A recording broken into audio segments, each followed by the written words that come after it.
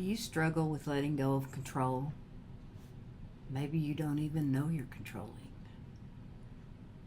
Controlling behavior comes out sometimes in forms that we don't realize is controlling, like people pleasing or enabling or some of those sort of things.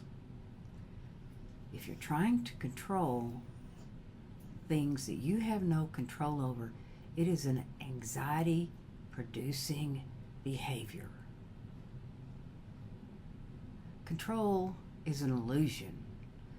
Now, you may do things and get people to do what you want occasionally, but usually you have no control over other people, no control over situations, no control over the weather, so many things that we complain about, so many things that you think you might can control. You worry about the future. You have no control over the future. You ruminate on the past. You have no control over the past. Anything outside of yourself, you have no control over. And it is an illusion.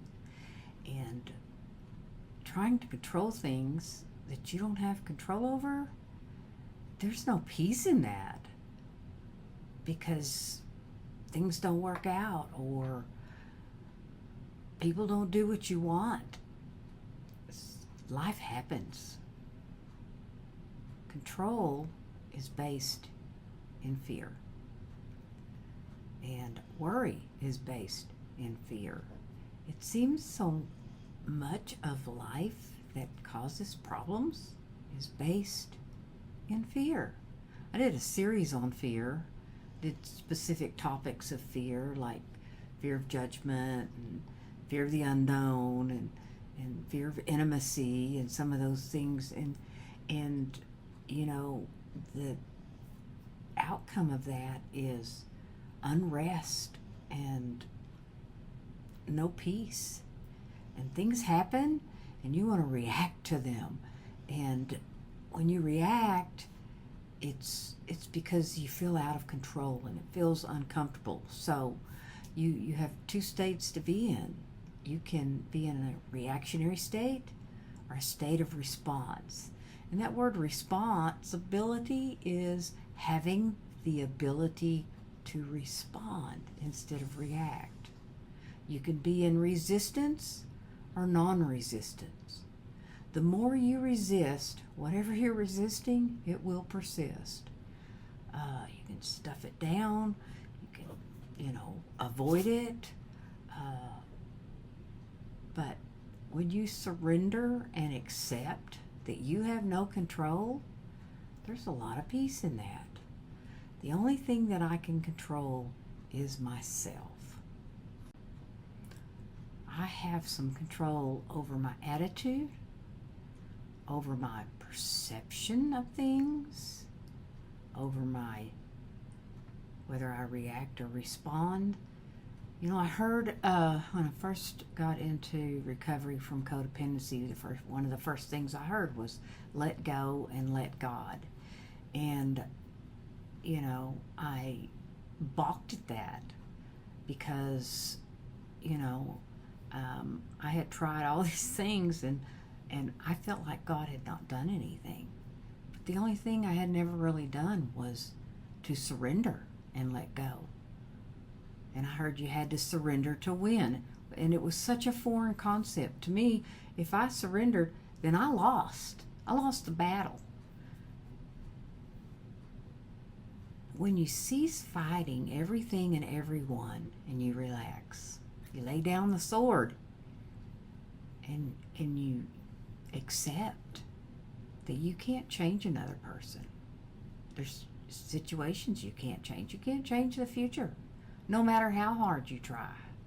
You can make decisions yourself that may, send your future in a different directions. We have choices. We do have control over what we choose.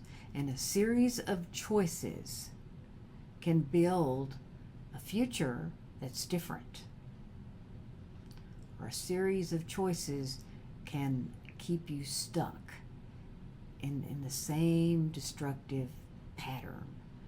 And so I like to try to provide an insight here on this channel of how to break those patterns and how to live a life that is more peaceful, and to lower anxiety and improve mood. And you know, I work one-on-one with people, and in this day and time there seems to be so much depression and anxiety because people ruminate on the past and they worry about the future, and both are not in the present moment. So how do you let go and let God? Well, you got to get still. It's kind of like a roaring river. Your mind's like this river, and when it's rapids and crashing and all of this, and you throw a pebble into that, you don't ever see the ripple effects of it. But when the river is real calm and smooth and you throw a pebble in, you can see the ripples, the effects of that. So you have to learn to quiet your mind. How do you do this? You can journal, meditation. It takes practice. It takes some practice to be able to still your mind and listen to that still small voice. And when you can do that, then you will get information of what you can change. I love the serenity prayer. It says, God grant me the serenity to accept the things I cannot change. And that's what I'm talking about here. Acceptance. But Rhonda, I don't want to accept this, or I don't want to accept that. But until you have acceptance, then you don't really have a choice. You accept it, then it makes choice possible, whether you want to do something about this or not, whether you want to tolerate the situation in your life or not. So you really dislike your job and you are complaining and upset about your job all the time, and you're choosing every day to go to the same job. Well, when you accept that that job is not meeting your needs or not fulfilling, then you can choose to either change your attitude about your job or look for a new job. I always heard it, you can change your mind or change your address.